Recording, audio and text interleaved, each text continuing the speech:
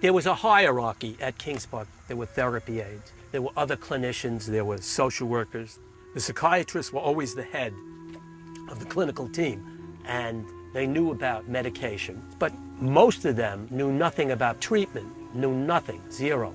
A lot of times the psychiatrist couldn't even talk to the patient because they were foreign born. The patient would say to me, "Sai, what is this psychiatrist saying?" You know, and I would have to translate. I mean, that has happened. The therapy aides had very difficult jobs, very difficult jobs. They were with the patients all the time. You were almost like in a peasant position at one time. You had to assume that, you know. What do you mean in a peasant position? He's an attendant. He's just an attendant. But he's the only person that really is looking after you mentally ill. And at Kings Park, I remember a lot of the therapy aides came from North Carolina, or they were Irish. You know, it was like a factory town, lower class, working class background. I found them to be very difficult to work with. I had to become very friendly with them, one of the boys, you know. I would get into fights with them when I wanted literal fights. The doctors hated the attendants? Hated them. Well, they looked at us in a condescending I hate to use the word hate, but they did not. Your input didn't mean turkey. You'd go try to make an input, they did not want to hear that. They didn't want to hear what your experiences were with the patient, when theirs was nothing, because they had very little time to spend with the patient. Well, you know something? When I looked at my records, one of the things that really upset me was the tone in which the records were written. It wasn't so much what they said, it was how it was said. Like I was a bug. The other weird thing is I don't remember talking to so many people. So where did all these records come from? all the names.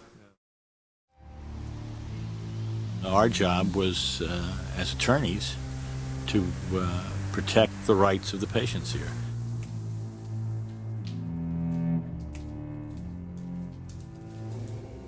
When you consider that there was really just me originally, and literally 5,000 patients, some of them who had been here for many years, most of these people had been abandoned by their families. There was nobody came to visit. In some of the old geriatric wards, there were patients who were here 30, 40 years. And in that time had never seen a loved one, never seen anyone from their family. I would say the first 3 months were very emotional. They didn't sleep for nights originally. And finally my wife, Dorothy, said to me, she said, "Look, you just gotta get rid of, stop the job and get out of there, or you've got to become more objective." There were people that you'd interview that had no place being there at all. The most glaring incident, they brought an 18-month-old baby, an infant. How can you do this, to send a baby here to a psychiatric treatment?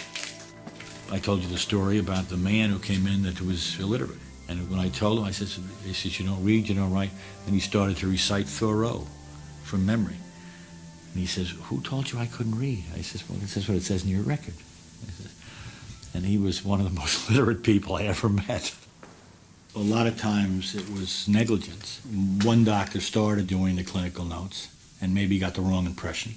Second physician got involved and was just lazy. Oh, he said, "I'll just copy the clinical note." And I found that in several cases with several doctors, and God knows we probably missed a load.